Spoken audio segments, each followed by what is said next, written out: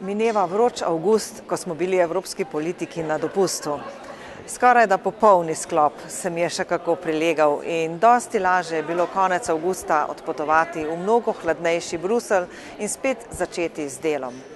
Nasprotno pa izgleda, da se bo vroč politični avgust Sloveniji nadaljeval še bolj politično vroč september. Ta zadnji teden v avgustu kar ne morem mimo primerjave slovenske z evropsko politiko. Na zasedanju odbora za industrijo, energetiko in raziskave smo ves dopoldan in popoldan posvetili vsebinskim vprašanjem. Razpravljali smo o cenah telekomunikacijskih storitev in o tem, ali bi morali sprejeti dodatno zakonodajo za nižje cene čezmejnih telefonskih pogovorov, prenosa podatkov in pošiljanja besedil. Glede na to, da pripravljamo evropski proračun za leta 2014 do 2020 in evropski raziskovalni program za isto obdobje, smo se seznanili tudi s težavami, s katerimi se spopadajo ključne spodbojevalne tehnologije v Uniji.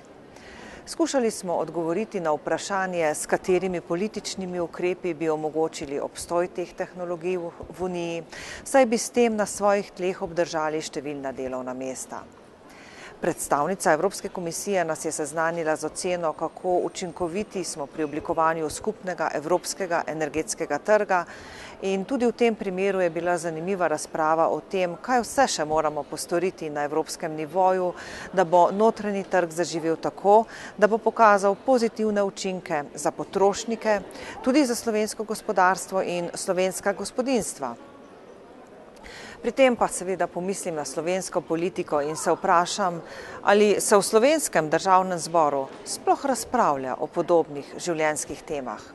Pomislim na časopisne naslove letošnjega poletja in se razen novic o rebalansu proračuna za leto 2011 in pripravi proračunov za leti 2012 in 2013 ne domislim ničesar, kar bi se obravnavalo kot vsebinsko politično vprašanje.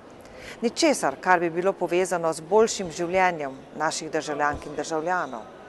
Vse same politične teme, ugibanje o predčasnih volitvah, iskanje novega predsednika vlade in seveda pojasnjevanje, zakaj to ne bi smel biti Janez Janša, korupcija pri najemu prostorov za nacionalni preiskovalni urad, odstop Katarine Kresal, novi predsednik državnega zbora, novi ministri. Seveda mi lahko kdo očita, da primerjam jabolka in hruške, kajti delo odbora se razlikuje od tem, ki so izpostavljene v medijih. Zato pomislim še na to, kaj je o evropskih politikah medijsko izstopalo v vročih avgustovskih dneh. To so bila predvsem vprašanja povezana s finančno-gospodarsko krizo, z možnostmi za krepitev evropskega gospodarstva in stabiliziranjem razmer v Grčiji, na Portugalskem, Irskem, v Italiji. Podan je bil predlog o evropskem finančnem ministru, pa razmišljanja o uravnoteženi davčni politiki znotraj evroobmočja. Tudi v naših medijih je bilo zelo poudarjeno francosko-nemško sodelovanje in predlog Sarkozija in Merklove o evropski gospodarski vladi, pa o tem, da naj bi zapisali zavezo o največjem dopustnem primanjkljaju v ustave držav članic Unije. Predlagala sta tudi, da naj bi razmislili o uvedbi davka na finančne transakcije, tesnejšem povezovanju pri davčni politiki in pri pripravi proračunov. Razlika je očitna. Medtem pa se Slovenija vsak dan zadolži za novih 5 milijonov evrov. Skupno zadolževanje je letos doseglo že 3 milijarde evrov.